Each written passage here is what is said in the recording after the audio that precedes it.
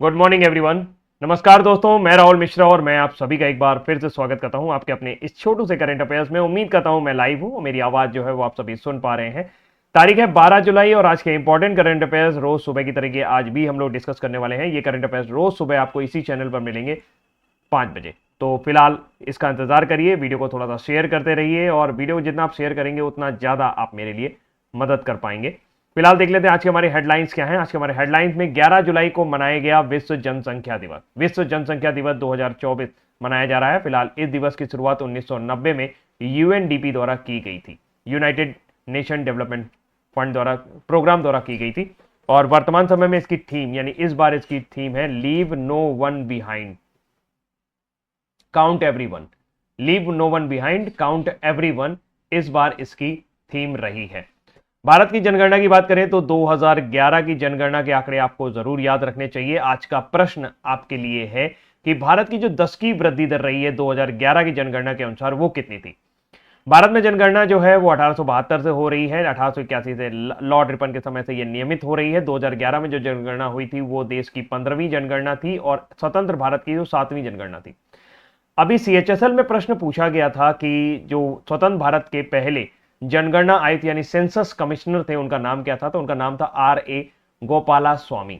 R.A.. Gopala स्वामी जो हैं वो आपके सेंसस कमिश्नर थे। वर्तमान समय में मृत्युंजय कुमार जो हैं वो आपके सेंसस कमिश्नर हैं। और अब जो जनगणना होने वाली है 2024 में संभवतः हो जाएगी, वो देश की 16वीं जनगणना होगी जिसमें 31 प्रश्न जो हैं वो पूछे जाएंगे। वर्ल्ड पॉपुलेशन डे के बाद हम लोग बात करते हैं बांग्लादेश को 5वें पूर्ण सदस्य के रूप में कोलंबो सुरक्षा कॉन्क्लेव यानी कि कोलंबो सिक्योरिटी कॉन्क्लेव के लिए शामिल किया गया है। अगर हम देखें तो ये कोलंबो सुरक्षा कॉन्क्लेव क्या है, बेसिकली ये श्रीलंका की राजधानी कोलंबो में इसका मुख्यालय है। और इसका मेन मोटिव यह है कि जो आपका चीन है और वो चीन सागर में या हिंद महासागर में जो अपना प्रभुत्व बढ़ा रहा है उससे कैसे निपटा जाए। तो फिलहाल अगर हम बात करें कोलंबो सिक्योरिटी कॉन्क्लेव की तो इसकी शुरुआत आपकी 2011 में की गई थी। और इसकी जो पिछली बैठक हुई, इस बार जो ये बैठक हो रही है, पूर्ण सदस्य जो बैठक हुई है, इसमें डिप्टी एनएसए लेवल पे लोग शामिल हुए हैं, deputy national security advisor. Bharat की तरफ से पंकज कुमार सिंह ने इसमें हिस्सा लिया। और ये बैठक आपकी मॉरिशस में आयोजित की गई थी। कहां पर की गई थी? मॉरिशस में। तो इसमें जो वर्तमान समय में देश शामिल हैं उसमें आपका एक तो इंडिया है, इंडिया के बाद आपका इसमें मॉरिशस है, मॉरिशस के बाद इसमें मालदीव है और इसमें श्रीलंका है। फिलहाल इसकी शुरुआत श्रीलंका, मालदीव और इंडिया द्वारा की गई थी। मॉरिशस बाद में शामिल हुआ है और अभी हाल फिलहाल बांग्लादेश में शामिल हो गया है। ये पहले ऑब्जर्वर की स्टेटस में था, आज अभी ये फुल टाइम मेंबर बन गया है। सेशल्स अभी भी ऑब्जर्वर की कैटेगरी में है। दूसरा, बिम्स्टेक विदेश मंत्रियों की बैठक 11 जुलाई को नई दिल्ली में हुई है। बिम्स्टेक यानी कि bay of Bengal initiative for multi sectoral technical and economic cooperation, इसका गठन 1997 में किया गया था। इसका मुख्यालय ढाका बांग्लादेश में है। वर्तमान समय में इसके जो सचिव हैं यानी कि सेक्रेटरी जनरल हैं वो है इंदिरा मणि पांडे। सेक्रेटरी जनरल की पोस्ट में वर्तमान समय में भारत चल रहा है। जबकि अगर प्रेसिडेंट की बात करें तो थाईलैंड जो है वर्तमान समय में इसकी प्रेसिडेंसी संभाल रहा है। बीबीआईएन में अगर देखा जाए यानी कि आपका बिम्स्टेक देशों की बात की जाए तो इसमें 7 देश शामिल हैं, जिसमें आपका B for Bengal, B for Bangladesh, B for Bhutan, I for India, N for Nepal. इसके अलावा म्यांमार इसमें शामिल है और इसके बाद श्रीलंका और थाईलैंड भी जो है वो 7 देश मिलकर के बिम्स्टेक बनाते हैं। अडानी समूह पेरिस ओलंपिक में टीम इंडिया का प्रमुख स्पॉन्सर बन गया है। हमारा 28 सदस्यीय एथलीट दल जो है वो यहाँ पे पार्टिसिपेट करने वाला है, जबकि ओवरऑल 111 मेंबर जो है वो यहाँ पर जाने वाले हैं।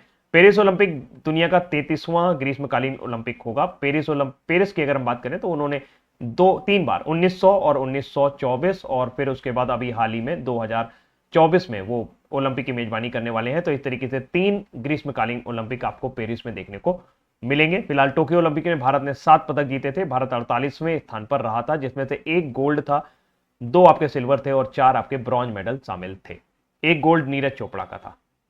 भारतीय वायुसेना के सुखोई 30 MKI ऑस्ट्रेलिया में अभ्यास पिच ब्लैक में पार्टिसिपेट करेंगे। अभ्यास पिच ब्लैक जो है ये 2 वर्ष में एक बार होता है, यानी आप इसे कह सकते हैं कि ये बाई इनियल है, ये 2 वर्ष में एक बार होता है और ये ऑस्ट्रेलिया द्वारा कराया जाता है। एक मल्टी नेशनल ये एयरफोर्स का एक्सरसाइज है। फिलीपींस को जलवायु नुकसान और क्षति बोर्ड यानी कि लॉस एंड डैमेज फंड का मेजबान घोषित किया गया है, होस्ट घोषित किया गया है। वर्ल्ड बैंक को पहले डिसाइड किया गया था कि इसको होस्टिंग के लिए, लेकिन फिर यह डिसाइड किया गया कि वर्ल्ड बैंक को क्या ही पता होगा कि जो गरीब देश हैं उनको क्या परेशानी आती है। तो फिलीपींस जिसमें लगभग 7600 आइलैंड हैं, फिलीपींस की राजधानी मनीला है। वर्तमान समय में फर्डिनेंड मार्कोस जो हैं वो वर्तमान समय में फिलीपींस के राष्ट्रपति हैं। लॉस एंड डैमेज फंड की बात करें तो इसका गठन आपका दुबई में जो आपकी COP28 हुई थी वहां पर किया गया था। इसका मेन कंसेप्ट ये है कि जो भी विकसित देश हैं उनके जरिए काफी ज्यादा ग्लोबल वार्मिंग हो रही है और इसका खामियाजा काफी गरीब देशों को भुगतना पड़ता है। तो उसके लिए एक फंड बनाया गया है जिसे लॉस एंड डैमेज फंड कहा जा रहा है, और इसका प्रयोग कैसे करना है वो अब डिसाइड करेगा फिलीपींस। भारत फ्रांस यूएई एक ट्राइलैटरल फोकल पॉइंट मीटिंग हुआ है और ये वर्चुअली तौर पर आयोजित की गई है। पिछली बैठक जो है वो फरवरी 2023 में आयोजित की गई थी। इस बैठक का मेन एजेंडा ये है कि भारत फ्रांस और यूएई मिलकर के किस तरीके से इकोनॉमिक और सोशल कोऑपरेट कर सकते हैं, उसके लिए ये बैठक जो है वो आयोजित की गई। WHO ने चिकित्सा उपकरणों की जानकारी के लिए एक प्लेटफॉर्म लॉन्च किया है। प्लेटफॉर्म का नाम रहेगा मी डेविस। मी डेविस मतलब एक ग्लोबल प्लेटफॉर्म है जिसमें आप मेडिकल डिवाइस की इंफॉर्मेशन ले सकते हैं। कोई भी व्यक्ति जो मेडिकल डिवाइस को प्रयोग करना चाहता है वो यहां से इंफॉर्मेशन ले सकता है कि अगर मान लीजिए सरकार कोई मेडिकल डिवाइस लेना चाहती है अस्पतालों के लिए तो वो कैसी होनी चाहिए, क्या उसके फीचर्स होने चाहिए, तो ये सारी इंफॉर्मेशन WHO के इस पोर्टल पर उपलब्ध हो जाएगी। WHO का मुख्यालय जेनेवा स्विट्जरलैंड में है। वर्तमान समय में इसके जो हेड हैं टेड्रोस अधानम घेब्रियस हैं जो कि आपके इथियोपिया से बिलोंग करते हैं। भारतीय वैज्ञानिकों ने 30 मीटर टेलीस्कोप के लिए एक इंफ्रारेड स्टार कैटलॉग टूल बनाया है। इसके जरिए जो भी नियर इंफ्रारेड के स्टार्स हैं जिनको नॉर्मल आंखों से नहीं देखा जा सकता, नॉर्मल दूरबीन से नहीं देखा जा सकता, वो इसके जरिए देखा जा सकेगा। इसका निर्माण जो है वो Indian institute of astrophysics Bangalore द्वारा किया जा रहा है। यूपी में राज्य पक्षी सारस की आबादी बढ़कर 19,918 हो गई है। 19,918 सारस यहां पर हो गए हैं। सबसे ज्यादा सारस आपको इटावा में देखने को मिलेंगे।